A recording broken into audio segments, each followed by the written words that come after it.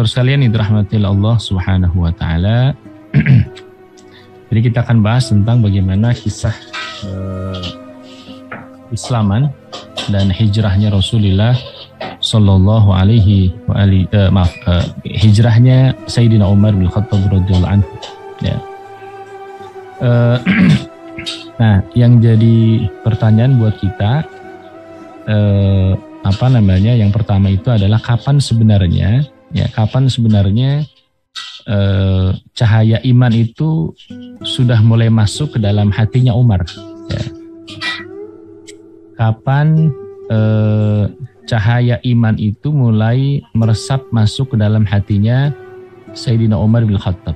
Ya, karena kita tahu nanti bahwa Sayyidina Umar itu masuk Islam ya pada tahun ke-6 Hijriyah itu karena perantaraan dari adiknya yakni Fatimah binti Khattab. Ya. Tetapi sebenarnya beberapa waktu sebelum itu, kalau tidak salah sekitar 1 tahun sebelum itu tuh cahaya iman itu sebenarnya sudah mulai masuk tuh ke dalam hatinya Umar. Gitu. Kapan peristiwa itu terjadi? yakni ketika Umar itu menyaksikan, melihat sendiri wanita-wanita Quraisy, ya mereka rela meninggalkan kampung halaman mereka sendiri, yang kemudian hijrah ke Habasyah gitu. Kita tahu ya pada awal-awal tuh tahun sekitar 5 Hijriyah, Rasul Shallallahu Alaihi Wasallam mempersilahkan orang-orang kaum muslimin yang sudah masuk Islam saat itu untuk melindungi mereka dari penyiksaan orang-orang kafir, ya termasuk diantaranya saat itu yang dilakukan oleh Umar bin Khattab radhiyallahu anhu itu untuk hijrah ke Habasyah, ya hijrah ke wilayah Afrika gitu, menyeberang Laut Merah gitu. Nah dari situlah kemudian ketika Umar itu melihat ya wanita-wanita muslimah gitu ya, mereka meninggalkan Mekah, meninggalkan kampung halaman mereka sendiri, merantau ke negeri lain, ya karena disiksa oleh orang-orang seperti dia gitu, itu hatinya udah mulai melunak tuh, ya hati Umar itu udah mulai melunak, dia tidak lagi kasar gitu. Dan Umar pun mengucapkan kata-kata yang baik kepada mereka, bukan kata-kata yang buruk, ya kendati orang tersebut tentu tidak ingin mendengarnya dari Umar gitu, ya karena mereka memang sudah terlanjur mengecap Umar sebagai orang yang permusuhannya sangat besar terhadap Islam dan kaum muslimin. Nah, ini dikisahkan oleh Ummu Abdillah binti Hantamah.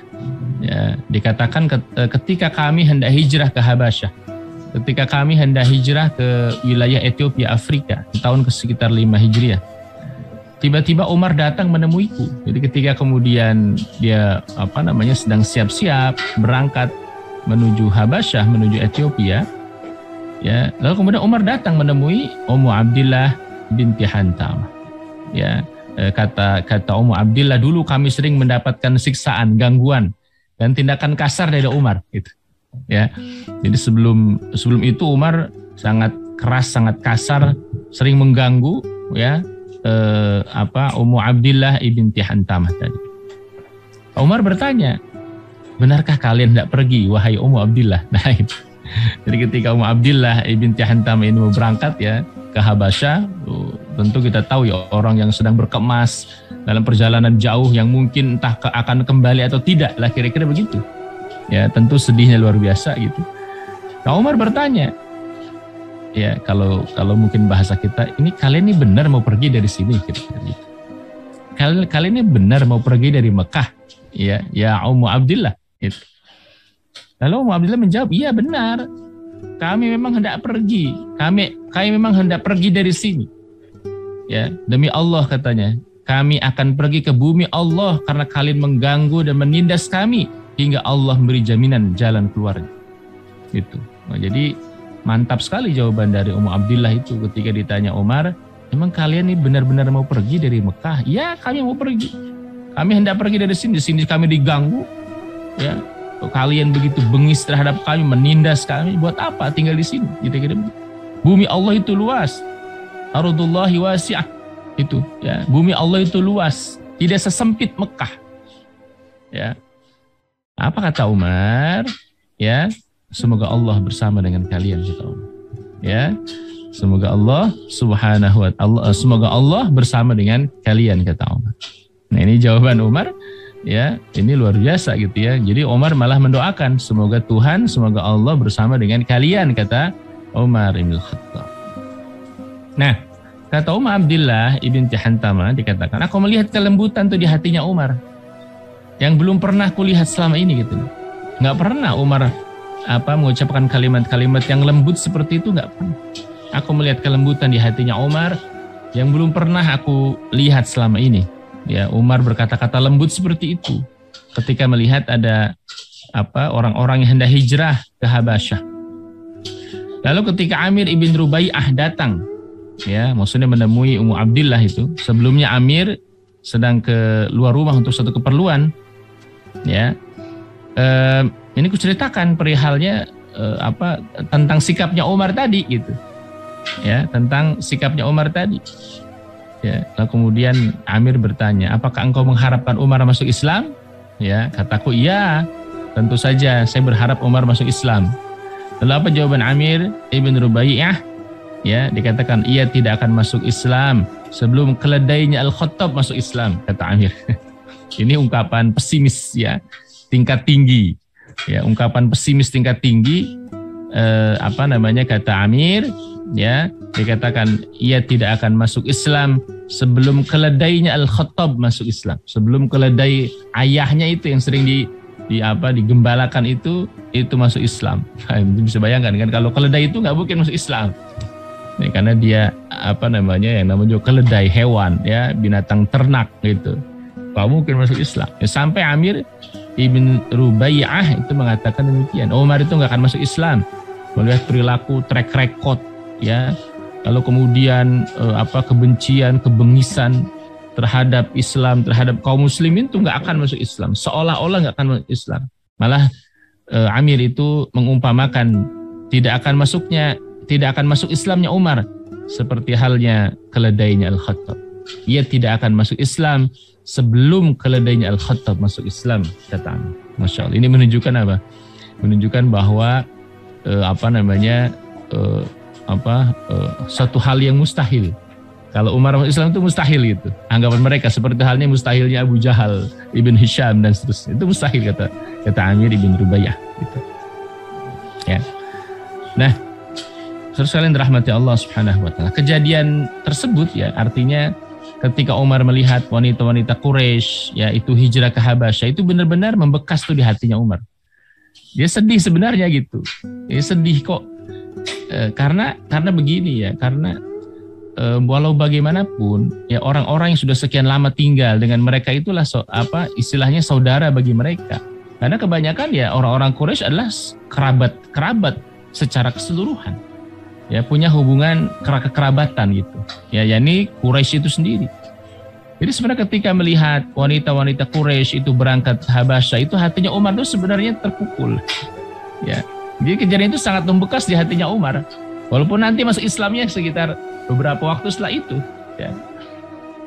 Dalam hati bertanya-tanya, ya, apa cobaan yang dihadapi para pengikut agama baru ini, yakni agama Islam. Tetapi yang membuat Umar takjub adalah kenapa mereka tetap bersikap tabah dan tegar. Itu yang membuat Umar takjub. Yang membuat Umar takjub adalah ketika mereka begitu luar biasa penyiksaan, begitu luar biasa intimidasi yang dilakukan musyrikin Quraisy kepada mereka, tetapi mereka luar biasa tabah, luar biasa tegar. Tidak sedikit pun menunjukkan bahwa mereka hendak keluar dari Islam. Ya, apa rahasia, ya, di balik kekuatan yang luar biasa dahsyat itu? Nah, kira-kira itu yang menjadi pertanyaan Umar gitu sebenarnya. Ini kok orang udah disiksa, udah diintimidasi, tapi tetap itu nggak mau melepas itu, keyakinan itu, kenapa gitu? Itu yang kemudian pertanyaan itu yang menggelayut di dalam hatinya Sayyidina Umar bin Khattab pada saat itu, ya. Jadi sebenarnya Umar itu sedih, ya, dan sesak dadanya ketika melihat kok ya saudaranya kok sampai meninggalkan Mekah gitu. Ya, sampai kemudian saudara-saudaranya, kerabat-kerabatnya, orang-orang Quraisy sendiri yang merupakan keluarga besar mereka itu sampai sampai meninggalkan Mekah karena intimidasi dan tekanan ya oleh orang-orang Quraisy saat itu. Nah, tidak lama setelah kejadian itu ya Umar masuk Islam ya, dan juga diantaranya tentu karena didorong oleh doanya Rasulullah Shallallahu Alaihi Wasallam. Karena Rasul pernah berdoa ya, doanya Nabi SAW, Allahumma aizzal Islam bi ahabbi hadainir rajulain. Allahumma aizzal Islam bi ahabbi hadainir rajulain ilaika bi Abi Jahal atau bi Umar bin Khattab. Qala wa kana ahabbahuma ilaihi Umar. Allahumma ya Allah aizzal Islam, muliakanlah Islam bi ahabbi hadainir rajulain. Ya Allah, muliakanlah Islam ya dengan salah seorang yang lebih engkau cintai. Allahumma aizal Islam bi ahabbi hadainir rajulaini ilaika bi Abi Jahal atau bi Umar bin Khattab. Ya Allah, muliakan Islam dengan salah satu yang lebih engkau cintai, orang yang lebih engkau cintai dari kedua laki-laki ini. Siapa itu? Yakni bi Abi Jahlin atau bi Umar ibn al-Khattab. Ya, Abu Jahal atau Umar bin Khattab. Ya, qala wa kana ahabbahuma ilaihi Umar. Ya, sang pernah mengatakan bahwa ternyata yang lebih cintai oleh Allah Subhanahu wa taala adalah Umar ibn al-Khattab. Makanya kemudian Umar lah yang masuk Islam, sementara Abu Jahal ibn Hisham ya itu tetap dalam kekufuran sampai sampai matinya. Yakni pada perang Badar ya pada saat itu. Nah, terus kalian dirahmati Allah Subhanahu wa taala. Nah, sebelum itu ya Umar itu memang dikenal orang yang sangat bengis terhadap Islam, orang yang sangat kasar, kejam terhadap Islam. Bahkan Umar itu sempat hendak membunuh Rasulullah sallallahu alaihi wasallam. Itu ketika orang-orang Quraisy sedang kumpul ya, mereka musyawarah mufakat ya untuk membunuh Rasulullah sallallahu alaihi wasallam. Lalu kemudian siapa yang sanggup membunuh Muhammad katanya? Siapa yang sanggup membunuh Muhammad? Siapa yang siap bunuh Muhammad? Kata mereka tuh. Di situ ada Umar. Apa kata Umar? Saya siap untuk membunuhnya. Masya Allah. Luar biasa. Saya siap bunuhnya. Ya Umar begitu. Ya. Kemarin sudah kita jelaskan ya. Sikap begitu, sikap Umar yang seperti itu terhadap Rasulullah, terhadap Islam itu bukan karena mereka menganggap bahwa ajaran agama mereka jauh lebih baik daripada Islam, bukan. Karena mereka tidak bisa berdebat secara intelektual. Mereka tidak bisa berdebat secara intelektual. Tetapi karena dianggap Rasulullah itu memecah belah persatuan Quraisy, hanya itu. Ya. Maka kata mereka, ya oke, Anda yang bertugas membunuhnya. Nah, Umar itu ya memang sudah betul-betul pada saat itu hendak membunuh Rasulullah Shallallahu Alaihi Wasallam. Gitu. Beliau sudah di rapat di forum tersebut mengatakan demikian gitu. Ya. Maka Umar ya keluar pada siang hari ya sambil menghunus pedang ya. Ia hendak membunuh Rasulullah SAW dan beberapa orang sahabatnya. Ya, di antara mereka ada Abu Bakar, ada Ali bin Abi Thalib, ada Hamzah bin Abdul Muttalib ya. Dan beberapa kaum muslimin yang tinggal bersama Rasul di Mekah yang tidak ikut hijrah ke Habasyah. Jadi ada beberapa orang yang kemudian masih tinggal di Mekah tetapi dan tidak hijrah ke Habasyah. Siapa di antaranya? Rasulullah, Ali bin Abi Thalib, ada Hamzah ya, dan beberapa sahabat yang lain gitu. Nah, orang-orang Quraisy menginformasikan kepada Umar bahwa Muhammad SAW dan para sahabat sedang kumpul di Darul Arqam di bagian bawah Bukit Safa. Jadi kalau kita sering mendengar rumahnya Arqam bin Abil Arqam atau Darul Arqam itu posisinya di mana? Posisinya di bagian bawah sebelah sebelah belakang itu Bukit Safa itu ya. Jadi kalau orang yang hendak sa'i Safa Marwa itu posisi dari Darul Arqam atau rumahnya Arqam bin Abil Arqam itu di posisi bawah di balik Bukit Safa, di balik Bukit Safa. Itu mereka sedang kumpul di situ tuh, di Darul Arqam. Mereka sedang kumpul di rumahnya Arqam bin Abil Arqam. Ya, maka Umar mau berangkat ke sana karena mereka diketahui bahwa Rasulullah, Ali bin Abi Thalib, Hamzah sedang kumpul di situ di rumahnya Arqam bin Abil Arqam radhiyallahu anhu. Lalu kemudian di tengah perjalanan bertemu dengan Nuaim bin Abdullah ya An-Naham ya. Satu mengatakan bahwa Nuaim ini sebenarnya sudah masuk Islam gitu ya. Dia bertemu dengan Umar seraya berkata, "Hendak kemana engkau wahai Umar?" Ya, ditanya oleh Nuaim ibn Abdullah. Ya Umar menjawab, aku ingin mencari orang yang berpindah agama ini. Aku ingin mencari orang yang telah murtad gitu kira-kira ya. Yani Muhammad. Yang telah memecah belah bangsa Quraisy, menghina impian Quraisy, mencela agama dan menghina Tuhan-Tuhannya. Maka aku ingin membunuhnya, kata Umar bin Khattab menjawab pertanyaan dari Nuaim ibn Abdullah. Nuaim berkata, perjalanan yang paling jelek adalah perjalanan wahai Umar. Demi Allah, nafsumu telah mengelabui dirimu. Engkau telah bersikap berlebihan. Engkau ingin membinasakan Bani Addi. Bani Addi itu ya baninya Umar, ya keluarga besar Umar. Mau mencoreng nama besarnya Bani Addi. Ya. Apakah engkau pikir Bani Adi bin Abdi Manaf akan membiarkan berjalan di atas permukaan bumi ini apabila engkau membunuh Muhammad SAW? Nah, ini keluarga besarnya Rasulullah SAW ya, yakni Abdi Manaf. Apakah engkau pikir Bani Abdi Manaf, di keluarga besarnya Nabi SAW, akan membiarkanmu berjalan di muka bumi ini bila engkau membunuh Muhammad? Maksudnya apa? Apa kalian fikir? Apa engkau fikir ya Umar, keluarga besarnya Rasul SAW tidak akan melakukan pembalasan lah, kira-kira begitu? Ya, keluarga besarnya Muhammad SAW ini Abdi Manaf gitu. Itu terlibat cekcok ya di tengah perjalanan ketika Umar hendak mencari Rasulullah Muhammad SAW. Mereka terus dialog hingga suaranya makin meninggi. Lalu Umar mengatakan, menurutku engkau telah berpihak padanya. Seandainya aku tahu, pastilah engkau yang pertama aku bunuh, kata Umar. Nah, ketika Nuaim melihat emosi Umar itu belum berakhir, dia berkata, aku beritahukan kepadamu ya Umar. Nah, gitu. Jadi ketika Umar itu betul-betul ingin membunuh Rasul Sallallahu Alaihi Wasallam, lalu Nuaim membocorkan satu berita ingin mengalihkan kemarahannya Umar gitu, kira-kira begitu. Ya, aku beritahukan kepadamu ya Umar bahwa keluargamu dan iparmu telah masuk Islam. Mereka telah meninggalkanmu. Sekarang engkau hanya berada dalam kesesatan gitu. Jadi dia yang menunjukkan bahwa tuh lihat keluarga ente aja ada yang masuk Islam kok gitu. Ya, keluarga engkau juga ada yang masuk Islam, kata Nuaim. Ketika Umar mendengar ucapan itu, siapa? Ya, yakni iparmu, anak pamanmu dan saudarimu gitu. Jadi kita tahu ya Fatimah, ada Sa'id bin Zaid gitu ya, dan sepupunya Umar bin Khattab radhiyallahu anhu gitu. Nah, jadi Nuaim mengalihkan itu. Jadi saudaramu pun telah keluar dari Islam kok gitu. Nah, Nuaim tahu persis ya kalau kemudian terhadap keluarganya nggak akan sampai membunuh gitu loh, kira-kira ya. Kalau terhadap keluarga itu nggak akan sampai membunuh gitu. Ya. Itu keluargamu saja, iparmu, sepupumu, saudarimu ya, yakni Fatimah binti Khattab, Sa'id bin Zaid itu masuk Islam. Gitu, masuk Islam. Nah itu Umar semakin terkaget gitu. Kok keluarga besarnya sendiri, ya bahkan adiknya sendiri udah masuk Islam gitu. Ya. Nah, lalu kemudian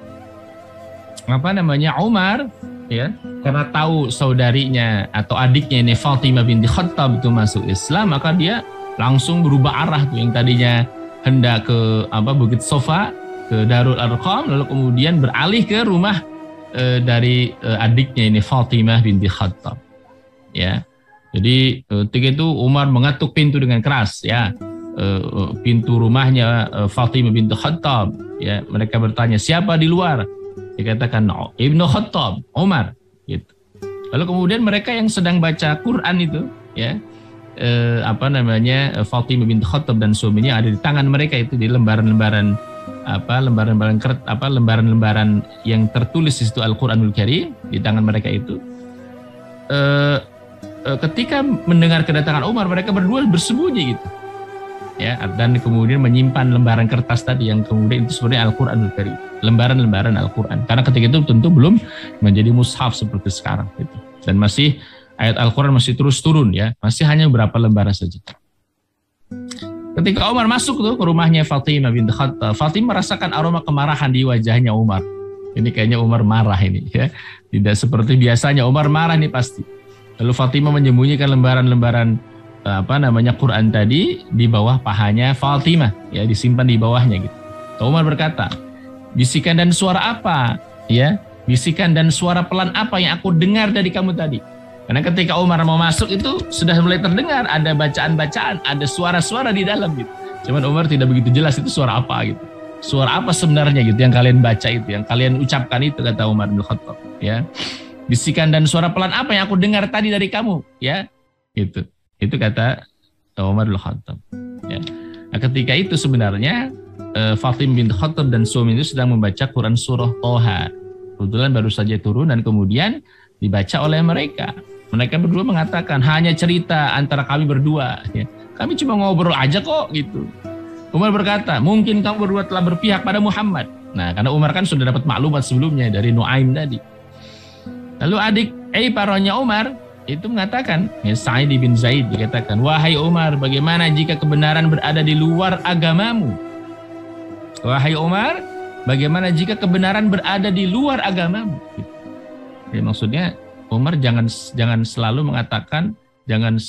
mengatakan bahwa menyembah berhala, Lata, Uzza, itulah kebenaran.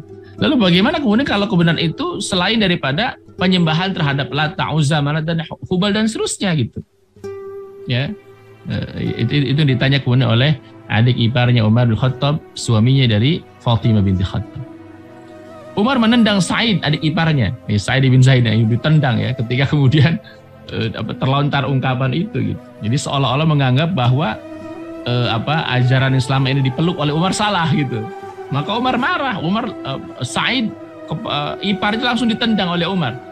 Ya, jenggotnya dipegang dengan kuat, dibanting ke tanah, ya, ke lantai, dan ya diinjak, kemudian diduduki dadanya oleh Umar. Wah, itu bisa bayangkan ini seperti FMA ya, ditendang, di jenggotnya ditarik, dibanting, ya, diinjak, dan kemudian dadanya diduduki oleh Umar. Ya. Lalu Fatimah menyingkirkan tubuh Umar dari atas tubuh suaminya. Ya, Umar memukul hingga wajahnya Fatimah itu berdarah gitu. Masya Allah, berarti kan keras sekali. Ya. Fatimah marah saat itu kemudian mengatakan, ya aduwallah, wahai musuh Allah, apakah engkau memukul hanya karena aku mentauhidkan Allah Subhanahu wa taala? Ya. Umar berkata, iya. Lalu Fatimah mengatakan, lakukanlah apa yang ingin engkau lakukan. Ya. Lalu Fatimah langsung mengatakan, aku bersaksi asyhadu an la ilaha illallah wa asyhadu anna Muhammadar Rasulullah. Kami telah masuk Islam meskipun engkau enggak suka. Terserah. Langsunglah di situ Fatimah binti Khattab mendeklarasikan keislaman di hadapan kakaknya Umar bin Khattab. Ya. Apakah engkau memukul aku hanya karena aku mentauhidkan Allah Subhanahu wa taala? Umar mengatakan iya. Ya, lalu Fatimah mengatakan, oke, kalau begitu silakan lakukan apa yang kau mau. Silakan, mau kami dipukul, disiksa, terserah, lakukan saja. Tapi ketahuilah bahwa aku bersaksi bahwa tidak ada Rabb, tidak ada Tuhan selain Allah, dan Muhammad itu adalah utusan Allah. Dan ketahuilah bahwa kami telah masuk Islam. Ya, terserah, meskipun kalian nggak suka, meskipun engkau nggak suka, terserah. Tapi ya, inilah kesempatan mengatakan bahwa kami telah masuk Islam. Masya Allah. Sekali dirahmati oleh Allah Subhanahu wa taala. Ya, maka ketika itu Umar ketika mendengarkan kalimat yang diungkapkan oleh Fatimah binti Khattab, dia menyesal dan berdiri di atas dada suaminya Fatimah tadi. Ya, jadi kemudian dibangkit ya. Awalnya ketika dia sedang menduduki dadanya Sa'id bin Zaid gitu, ya. Lalu kemudian ia duduk kemudian berkata, "Berikanlah kepadaku lembaran yang ada padamu." Ya. Agar aku dapat membacanya gitu. Ya. Jadi Umar itu meminta lembaran Al-Qur'an yang kemudian hendak dibaca ya oleh oleh Umar sendiri, ya. Mana tuh kertas yang saya mau baca gitu. Lalu kemudian Fatimah bin Khattab mengatakan, aku tidak akan memberikannya padamu, kata Fatimah bin Khattab. Umar mengatakan, celaka engkau. Ya. Apa engkau katakan itu telah merasuk ke dalam hatiku? Ceritakanlah kepadaku agar aku dapat melihatnya. Mana coba lembar itu? Janji deh, ya. Saya aku nggak akan mengkhianatimu hingga engkau dapat menyimpan di tempat yang kau inginkan. Saya akan balikin kira-kira gitu. Ya. Mana itu lembaran kertas? Saya mau baca, coba baca aja. Nggak akan disobek, nggak akan diapa-apain. Nanti saya balikin lagi kira-kira begitu. Nanti saya balikin lagi, kata Umar. Fatimah mengatakan, engkau itu najis, kata Fatimah binti Khattab. Tidak boleh menyentuhnya kecuali orang-orang yang suci. Maka mandilah dan berwudulah. Masya Allah, ya. Nah, ini juga diantaranya luar biasa, ya. Sikap tegas dari Fatimah binti Khattab kepada kakaknya sendiri, Yang itu saya katakan tadi, nggak mungkin Umar bin Khattab itu sampai tega membunuh membunuh dari adiknya sendiri, nggak mungkin gitu. Justru disitulah jalan hidayahnya Sayyidina Umar bin Khattab radhiyallahu anhu, luar biasa. Ya, ketika mau dipegang, janji deh, saya balikin lagi nanti, cuma baca doang, gitu ya. Kata Fatimah binti Khattab, engkau itu najis, yang nggak boleh menyentuhnya kecuali orang-orang yang suci. Ya, maka mandilah dan berwudulah. Ya. Nah, mendapatkan kalimat seperti itu, kemudian Umar keluar dari rumahnya, Fatimah, kemudian kembali kepada saudarinya Fatimah, ya, ketika sudah dalam keadaan mandi. Umar keluar untuk mandi, kemudian ia kembali ke tempat saudarinya tadi Fatimah binti Khattab, dan Fatimah binti Khattab memberikan lembaran-lembaran Quran itu yang di dalamnya terdapat Quran surah Toha dan beberapa surat yang lainnya, gitu. Ketika ia melihat tulisan itu, terdapat tulisan Bismillahirrahmanirrahim, dengan nama Allah yang Maha Pengasih dan Maha Penyayang. Dalam lembaran itu ia terkejut, gitu. Ya, lalu dia menjatuhkan lembaran itu dari tangannya, ia memikirkan dirinya, kemudian lembaran-lembaran itu ia ambil, lembaran yang ia lihat berisi Quran surah Toha, Quran surah Toha, itu yang kemudian dipegang oleh Umar bin Khattab radhiyallahu anhu, gitu. Nah, terus rahmat Allah. Inilah kemudian ya Quran surah Toha ayat 1 sampai 8, kemudian sedikit ada lanjutannya. Inilah yang dibaca oleh Sayyidina Umar bin Khattab radhiyallahu anhu. A'udzubillahi minasyaitonir rajim. Toha ma anzalna 'alaikal qur'ana litashqa illa tadhkiratan liman yakhsha. تنزيلا ممن خلق الأرض والسماوات العلى الرحمن على العرش استوى له ما في السماوات وما في الأرض وما بينهما وما تحت الثرى وإن تجهر بالقول فإنه يعلم السر وأخفى الله لا إله إلا هو له الأسماء الحسنى. Ya. Ayat inilah yang dibaca oleh Sayyidina Umar bin Khattab radhiyallahu anhu, yang kemudian menjadi jalan hidayah bagi Umar bin Khattab. Toha ma anzalna 'alaikal qur'ana litashqa. Ya, kata Allah Subhanahu wa taala, tidaklah kami menurunkan Al-Qur'an kepadamu litashqa, agar kamu menjadi susah, menjadi berat, menjadi susah. Illa tadhkiratan liman yakhsha, melainkan sebagai peringatan bagi orang-orang yang takut pada Allah Subhanahu wa taala. Tanzilan mimman khalaqal arda was samawati al-ula. Ya, yakni Al-Qur'an yang diturunkan dari Allah, ya, yakni Allah yang menciptakan bumi, langit yang tinggi. Ya. Tanzilan mimman khalaqal arda, jadi kemudian diturunkan oleh zat yang menciptakan bumi dan langit yang tinggi. Ar-Rahmanu 'alal 'arsy istawa, dialah Ar-Rahman, Allah yang beristiwa di atas arsy. Lahu ma fis samawati wa ma fil ardi wa ma bainahuma wa ma tahta ats-tsara. Maka kepunyaan Allahnya lah semua yang ada di langit, semua yang ada di bumi, semua yang ada di antara keduanya, dan semua yang ada di bawah tanah. Masya Allah. Lahu ma fis samawati wa ma fil ardi, di bumi, wa ma bainahuma, di antara keduanya, wa ma tahta tsara, yang berada di bawah tanah. Wa in tajhar bil qawli fa innahu ya'lamu sirra wa akhfa. Ya. Dan jika kamu mengeraskan ucapanmu, maka sungguh Allah mengetahui rahasia yang lebih tersembunyi. Ya. Allahu la ilaha illahu lahul asmaul husna. Dialah Allah Subhanahu wa taala, tidak ada Rabb yang berhak disembah melainkan Dia. Ya, Dia mempunyai asmaul husna, yakni nama-nama yang baik.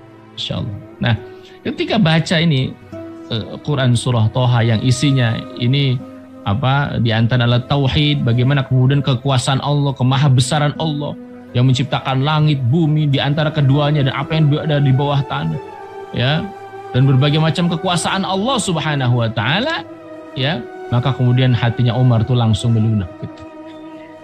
Terus kan rahmat Allah, jadi sebenarnya Umar bin Khattab, ya, dan kemudian juga orang-orang Quraisy yang lain itu tidak, saya katakan di awal itu tidak menganggap bahwa agama Islam itu salah, bukan. Dan mereka pun tidak sepenuhnya yakin bahwa menyembah berhala itu benar. Maka ketika datang turun firman Allah seperti ini, yang menggugah akal mereka, pikiran mereka, hati mereka, maka tidak sulit bagi orang yang secerdas Umar untuk meyakini kebenaran dari Islam sendiri, kebenaran dari Al-Quran dan kebenaran dari Islam.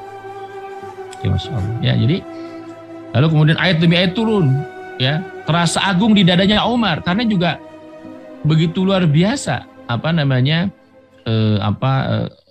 kalimat, ya, bahasa Al-Quran itu juga begitu indah, luar biasa. Ya, bagi orang-orang yang faham syair, tentu Quran surah Toha dan kemudian juga tentu surah-surah yang lain itu akan sangat memberikan kesan yang mendalam. Ini kalimat tuh luar biasa.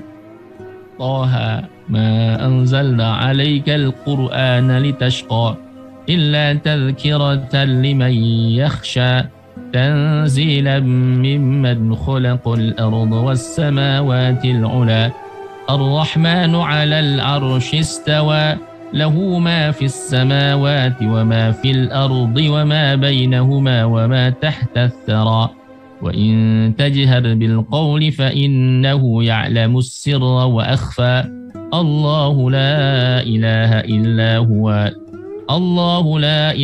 illa huwa lahul asmaul husna. Masyaallah. Jadi orang-orang yang faham syair seperti Umar, ya, Umar itu faham betul dari aspek bahasa saja, kalimat-kalimat yang yang meluncur, ya, dari lisannya Umar ketika dibacakan itu sudah betul-betul membuat dadanya Umar bergemuruh, gitu. Ya. Terus yang dirahmati Allah Subhanahu wa taala. Ya, lalu kemudian dikatakan ketika terus dia baca, lalu dia berkata, kaum Quraisy lari dari ini selama ini. Kaum Quraisy ternyata lari dari ini semuanya. Kemudian dia meneruskan bacaan sampai pada ayat Innani anallahu la ilaha illa ana fa'budni wa aqimis salata li dzikri. Innani anallah. Sungguh aku ini adalah Allah. Ini pengakuan dari Allah. Innani anallah. La ilaha illa ana. Ya, tidak ada Rabb yang berhak disembah selain aku. Fa'budni, sembahlah aku. Wa aqimis salata li dzikri, dan salatlah untuk mengingatku. Masyaallah. Sampai pada ayat ini. Jadi Quran surah Toha 1 sampai 14. Nah, lalu apa yang dilakukan oleh Umar setelah dia masuk setelah tersentuh oleh Al-Quran, setelah kemudian tersadarkan? Ketika Umar mendengar apa yang disampaikan Al-Khabbab, ya, Umar keluar dari rumah secara sembunyi-sembunyi. Kemudian kepada Umar, Khabbab mengatakan, aku sampaikan berita untukmu ya Umar. Aku berharap mudah-mudahan doa Rasulullah hari Senin kemarin telah terkabul. Apa doanya Rasulullah SAW? Seperti yang tadi kita baca, Allahumma aizzal islama bi ahabbi hadaini rajulaini ilaika bi Abi Jahal atau bi Umar bin Khattab radhiyallahu anhu. Ya. Tunjukkan kepadaku di mana tempatnya Rasulullah, kata Umar. Tunjukkan padaku di mana tempatnya Rasulullah, kata Umar. Setelah kemudian mereka mengetahui ketulusan niatnya Umar mau masuk Islam, betul-betul mau Islam, ya, untuk menerima Rasul itu mau ingin masuk Islam, maka mereka menjawab, beliau sekarang berada di lembah Bukit Sofa, ya, di Darul Arqam, di rumahnya Arqam bin Abil Arqam. Setelah itu Umar langsung mengambil dan menghunus pedangnya, lalu pergi ke lembah Sofa untuk menemui Rasulullah SAW, para sahabat yang saat itu yang sedang ada Ali bin Abi Thalib, sedang ada Abu Bakar As-Siddiq, sedang ada Hamzah bin Abdul Muttalib. Setiba di sana Umar mengetuk pintu, ya, dengan keras tentunya, ya, sebagaimana khasnya Umar. Mendengar suara Umar, para sahabat merasa takut, ya. Jadi berapa orang sahabat takut dan tidak ada seorang pun di antara mereka yang berani membuka pintu. Karena belum ada dalam benak mereka Umar masuk Islam. Ya, maklumat mereka terakhir itu Umar sangat keras permusuhannya terhadap kaum muslimin. Maka di antara mereka ketika mendengar suara Umar, itu siapa? Umar. Itu mereka takut luar biasa. Umar dia pasti bikin masalah, Masya Allah. Ya, untung di situ ada Hamzah. Ya, untung di situ ada Hamzah yang lebih senior dari Umar dan juga sama-sama jawara gitu. Ya, Umar jawara, tetapi Hamzah itu lebih senior lagi daripada Umar bin Khattab. Apa yang terjadi pada kalian, kata Hamzah? Ya, ada apa sebenarnya, kata Hamzah? Itu di luar ada Umar gitu. Dan dia ingin bertemu dengan Rasulullah. Jauh kata mereka. Ya, Umar bin Khattab mau bertemu dengan Rasulullah SAW. Kata Hamzah. Ya, Hamzah menyuruh mereka untuk buka pintu. Buka aja pintunya gitu. Nanti kalau ada apa-apa, ya kalau dia berbuat baik, alhamdulillah. Tapi kalau kemudian dia tidak mau berniat buruk, ya kita sikat lah. Kira-kira begitu. Ya, bahasa bebasnya gitu. Ya. Bila Allah menghendaki kebaikan terhadap dia, kalau dia datang ke sini baik-baik, ya mungkin dia akan masuk Islam. Ya, bila Allah menghendaki lain, maka hal itu akan menjadi fitnah, kata Hamzah. Gitu. Biarin, masuk aja, suruh masuk, biarin. Mereka bukakan pintu untuk Umar. Ya, Hamzah dan dibantu satu orang lain itu memegang lengan Umar. Ya, ketika kemudian masuk langsung bukan diringkus, ya, dipegang tangannya Umar hingga mereka berdua membawa Umar ke hadapan Rasulullah SAW. Jadi dipegang ya Umar oleh Hamzah dan satu orang sahabat lain dihadapkan ke hadapan Rasulullah SAW. Kata Rasul, lepasin aja jadi. Lepaskan Umar, kata Rasulullah SAW. Ya. Lalu Rasulullah SAW berdiri dan mengikatkan sorbannya dengan kencang. Apa gerakan? Kenapa engkau kesini ya Umar? Ya, kata Rasulullah SAW. Umar menjawab, ya Rasulullah, saya datang ke sini untuk menemuimu dan saya berikrar beriman kepada Allah, kepada Rasulnya, dan kepada apa yang dibawa dari sisinya. Mendengar jawaban itu, Rasulullah SAW langsung berteriak takbir, Allahu Akbar. Dan Umar tahu, dia Masya Allah. Ya, inilah orang-orang yang selama ini doakan Rasulullah SAW. Ya, di antara dua orang yang dicintai, ya, mana di antara dua orang yang lebih dicintai, Umar atau Abu Jahal bin Hisham? Ya, maka Rasulullah SAW yakini bahwa doanya dikabul oleh Allah Subhanahu wa Ta'ala. Yani apa? Dengan kedatangan Umar yang hendak masuk Islam. Rasul gembira luar biasa, Allahu Akbar, sambil berteriak Allahu Akbar.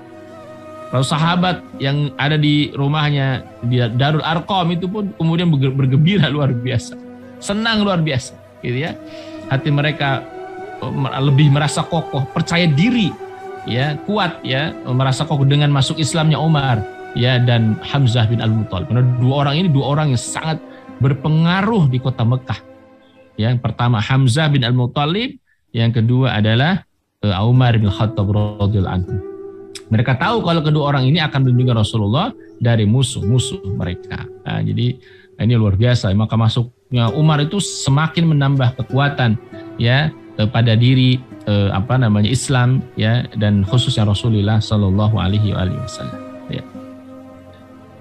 Terus kalian dirahmati oleh Allah Subhanahu Wa Taala. Nah, tidak sebagaimana yang lain, ya, Umar bin Khattab ketika masuk Islam itu langsung mendeklarasikan keislamannya.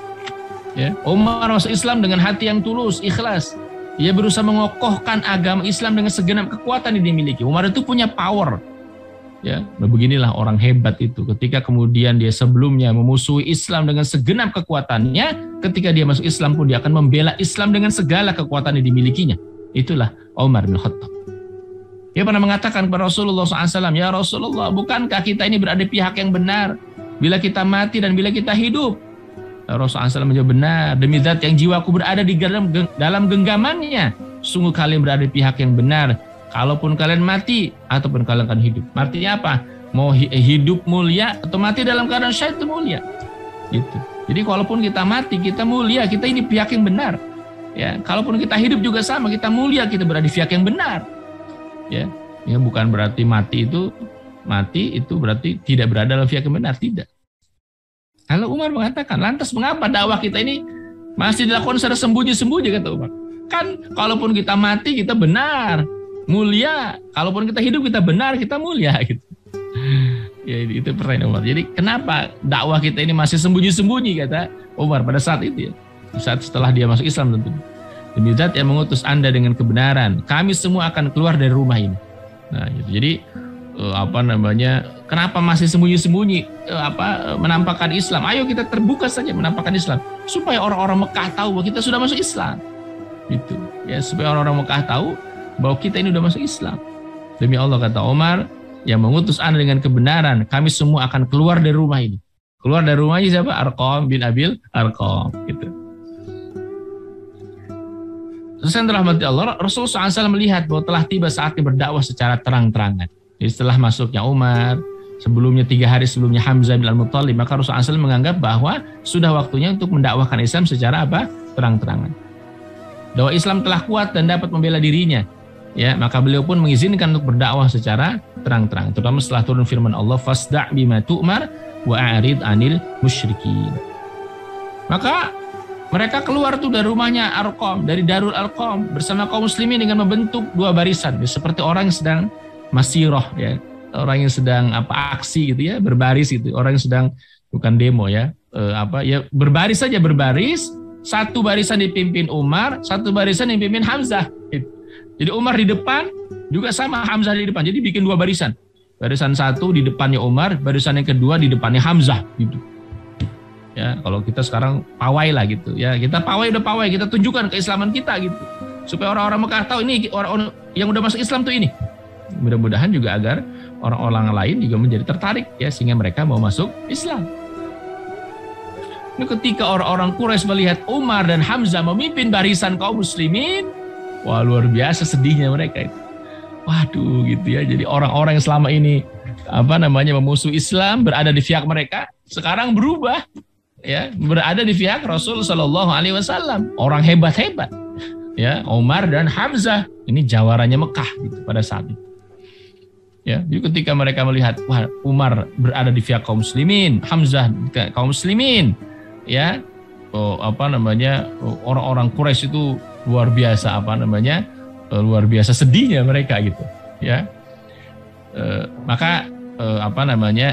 Dan itu belum pernah mereka rasakan ya, orang-orang Quraisy ya, mengalami kesedihan yang luar biasa terutama setelah ketika Umar masuk Islam. Maka Rasulullah SAW saat itu memberi gelar Umar dengan Al-Faruq, dengan sebutan Al-Faruq, yakni orang yang memisahkan antara hak dan yang batil gitu ya. Jadi baru setelah kemudian Umar diketahui di sebutan Al-Faruq, yakni pemisah antara yang hak dengan yang batil. Terus kalian, Allah telah mengokohkan agama Islam dan kaum muslimin dengan masuk Islamnya Umar. Umar adalah orang yang sadar akan harga diri, ia tidak akan peduli apa risiko yang terjadi di belakangnya. Allah telah melindungi para sahabat Nabi dan dengan Umar dan dengan Hamzah. Di saat itu kemudian di antara sahabat yang melindungi Rasulullah, melindungi kaum muslimin yang lemah, kebanyakan du'afa, adalah Umar dan Hamzah bin Abdul Muttalib. Umar menantang orang-orang musyrik Quraisy.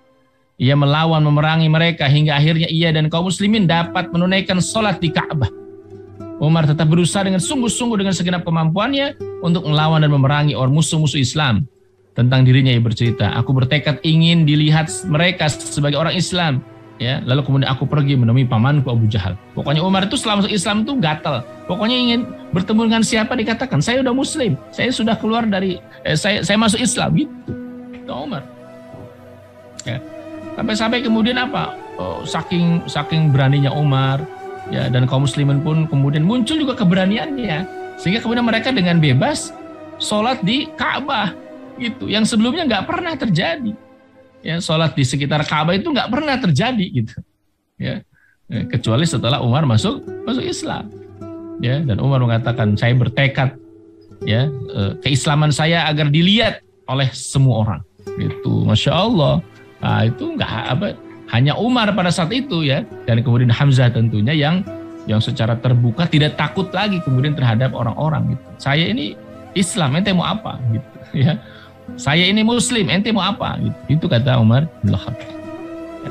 Lalu kemudian dia temui itu satu-satu ya, tokoh-tokoh Mekah. Dan di antara tokoh yang didatangi adalah Abu Jahal. Abu Jahal ini di antaranya merupakan pamannya Umar dari jalur ibu gitu.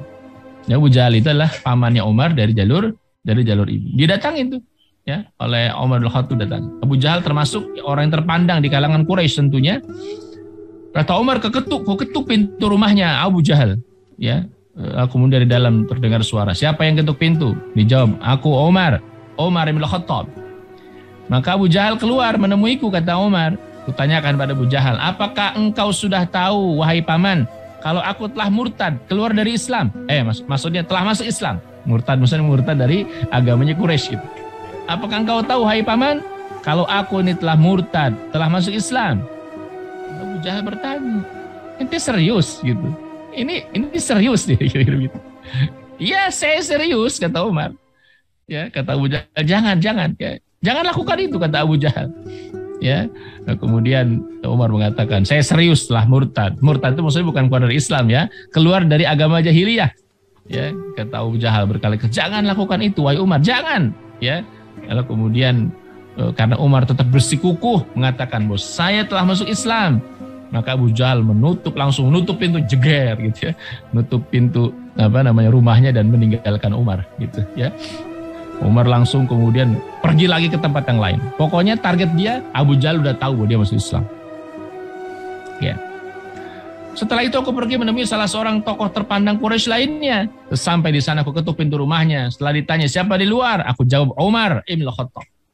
Ya, keluar menemuiku, kutanyakan padanya, apakah Anda sudah tahu kalau aku telah murtad, keluar dari penyembah terhadap berhala dan masuk Islam? Ya, beliau bertanya, ente serius? Iya, saya serius. Ya, jangan lakukan itu, katanya, jangan Umar. Ya, tapi Umar tetap bersikukuh mengatakan bahwa dirinya telah masuk Islam. Ya, akhirnya kemudian Umar pun ditinggalkan, ditutup lagi pintu, Umar pergi lagi ke tempat yang lain. Begitu luar biasa. Jadi Umar itu sesaat setelah masuk Islam, ya, kesibukannya adalah apa? Mendeklarasikan bahwa dirinya, saya sudah masuk Islam, saya sudah masuk Islam. Ya, Masya Allah, itu Umar. Ini nggak pernah dilakukan kecuali oleh para pemberani, ya, oleh para pemberani. Seorang laki-laki pernah bertanya kepada saya, ya, apakah Anda ingin keislaman Anda diketahui oleh publik, oleh masyarakat? Ada seorang yang kemudian bertanya, apakah engkau ingin, wahai Umar, keislamanmu diketahui oleh semua orang? Iya, kata Umar. Lalu kemudian ia lalu menyarankan, bila orang-orang Quraisy duduk di Hajar Aswad, ini tempat kumpulnya orang-orang Quraisy di antaranya, maka temuilah orang itu, dia bernama Jamil bin Ma'mar al-Jamhi. Ini kalau istilah kita mungkin semacam buzzer gitu. Orang yang kalau ada berita di dia langsung itu menyebar. Siapa? Jamil bin Ma'mar al-Jamhi itu. Temui orang itu, kata salah seorang yang bertanya kepada Umar. Setelah itu aku duduk di samping Jamil bin Ma'mar al-Jamhi. Kutanyakan kepada Jamil, apakah Anda sudah mengetahui kalau aku telah murtad? Kata orang Quraisy duduk di Hajar Aswad, Jamil langsung berdiri dan menyerukan dengan suara lantang, hai orang-orang Quraisy, Umar bin Khattab telah murtad. Orang-orang Quraisy serentak menyerangku, kata Umar.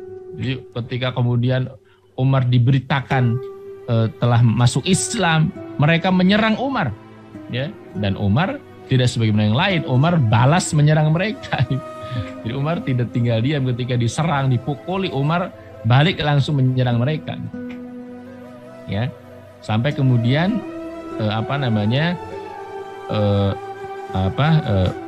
Umar melawan mereka gitu. Jadi kemudian Umar tidak dihajar habis-habisan karena Umar melawan saat itu. Lalu berikutnya diriwayatkan dari Abdullah bin Umar, ini anak putranya Umar radhiyallahu anhu, ia bercerita, ketika Umar masuk Islam, ketika ayahku masuk Islam, orang-orang Quraisy belum mengetahui keislamannya. Baru hanya berapa gelintir orang saja. Umar bertanya, siapa di antara penduduk Mekah yang dapat menyebarluaskan berita tentang keislamanku? Tetap ya, Umar ingin keislaman diketahui oleh sekian banyak orang. Ya. Kemudian dikatakan kepada Umar, Jamil bin Ma'mar al-Jamhi, dan nama ini keluar. Ya. Lalu kemudian Umar keluar dan aku mengikuti di belakangnya. Jadi, waktu itu Abdullah bin Umar itu masih kecil tapi sudah bisa ingat gitu. Ya, Abdullah bin Umar itu masih kecil tapi masih ingat. Umar keluar dan aku mengikuti di belakang ayahnya itu, di belakang Umar bin Khattab. Aku perhatikan apa yang dilakukan oleh ayahku itu. Saat itu aku masih anak-anak, tapi aku sudah dapat memahami apa yang kulihat dan kudengar. Umar menemui Jamil, ya, bin Ma'mar al-Jamhi, ya, dan menyampaikan padanya, wahai Jamil, aku telah masuk Islam. Demi Allah, tidak ada sepatah kata pun yang keluar dari mulutnya hingga ia menarik sorbannya. Ya, terdiam 1000 bahasa ketika Umar mengatakan dia telah masuk Islam. Ya. Umar lalu kemudian mengikuti Jamil. Ini orang yang dikatakan kalau ada berita di Jamil maka akan tersebar luas berita itu. Dan aku pun mengikuti ayahku Umar. Jadi Jamil diikuti Umar, diikuti Abdullah bin Umar radhiyallahu anhu. Setibanya di masjid, Jamil berdiri di pintu masjid dan berteriak dengan suara lantang. Nah, ini apa istilahnya, orang ini kompor ya. Pokoknya berita apapun dia pasti disebarluaskan oleh Jamil ini. Lalu dia bilang, wahai orang-orang Quraisy, saat itu orang-orang Quraisy sedang berada di sekitar Ka'bah, ketahuilah bahwasanya Umar telah murtad. Gitu. Ya, kalau Umar mengatakan Jamil telah berdusta, yang benar aku telah masuk Islam bukan murtad. Gitu.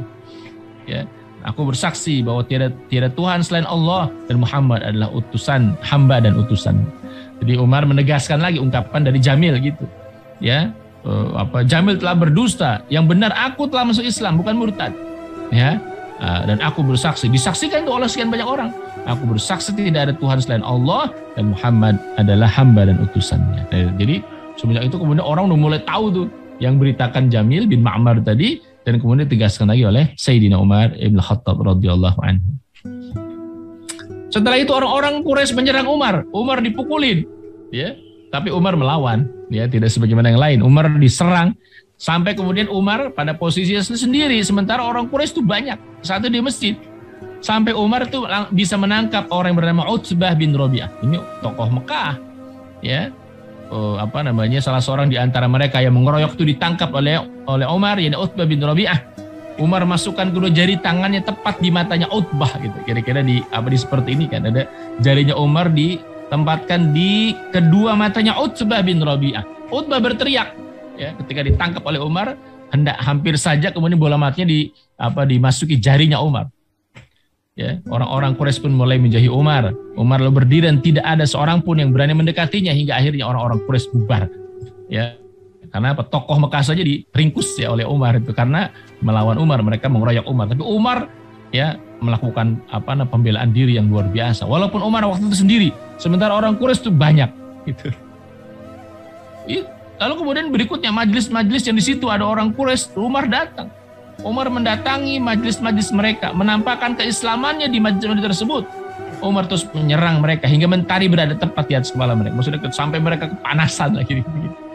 Sampai mereka kepanasan dengan ulahnya Umar bin Khattab yang baru masuk Islam udah mendeklarasikan kemana-mana. Pokoknya setiap ada orang Quraisy kumpul, Umar datang, saya telah masuk Islam. Ya, orang Quraisy kumpul, dia datang, saya telah masuk Islam. Begitu yang dilakukan oleh Umar. Masya Allah, ya. Ya, ketika Umar merasa lelah, dia capek ya, keliling menyampaikan keislamannya, kemudian dia duduk istirahat. Ya, kemudian tidak lama setelah itu orang-orang Quraisy datang menghampirinya. Kepada mereka Umar mengatakan, lakukan apa yang hendak kalian lakukan. Ente mau apa? Itu kira-kira. Umar lagi capek ya. Datang orang-orang Quraisy, ente mau apa? Silakan aja deh. Ente mau ngapain saya itu silakan, terserah. Ya, gitu. Lalu kemudian akhirnya mereka membiarkan Umar gitu karena dia tahu beresiko ketika berhadapan dengan Umar. Tidak lama setelah itu datang seorang laki-laki menggunakan sutra dan gamis berbordir. Ya, ini orang terpandang di Mekah ya. Apa yang sedang kalian lakukan itu ketika berhadapan dengan Umar? Itu orang-orang sedang bersama dengan Umar. Tanya laki-laki itu kepada mereka. Mereka menjawab, Umar bin Khattab telah murtad katanya. Ini Umar udah keluar dari agama kita. Umar telah murtad. Ya, lalu laki-laki itu mengatakan, udah biarin aja. Ya, dia telah memilih agama untuk diri sendiri. Jadi ketika itu berhadapan dengan Umar, biarin aja deh. Umar itu itu pilihan dia sendiri gitu. Ya. Jadi dibiarkan tuh. Akhirnya tadinya mungkin mau dikeroyok segala macam, tapi ketika diketahui yang masuk Islam itu Umar, kata orang tersebut, dibiarkan saja. Umar telah memilih agamanya untuk dirinya sendiri. Ya. Sampai kemudian mereka mengatakan ya, apakah kalian mengira Bani Adi ini kabilahnya Umar akan menyerahkan begitu saja anggota suku mereka kepada kalian? Setelah di Madinah aku bertanya kepada Umar, ini kata Abdullah bin Umar ya, wahai ayah, siapa orang yang dulu pernah mencegah ayah dari amukan orang-orang Quraisy? Tadi orang-orang Quraisy mau datang mau ngeroyok Umar. Umar sudah mengatakan, udah ente mau apa silakan itu. Nah, orang itu yang kemudian udah biarin aja lah, Umar dia memilih agama untuk dirinya sendiri. Gitu. Siapa orang itu wahai ayah?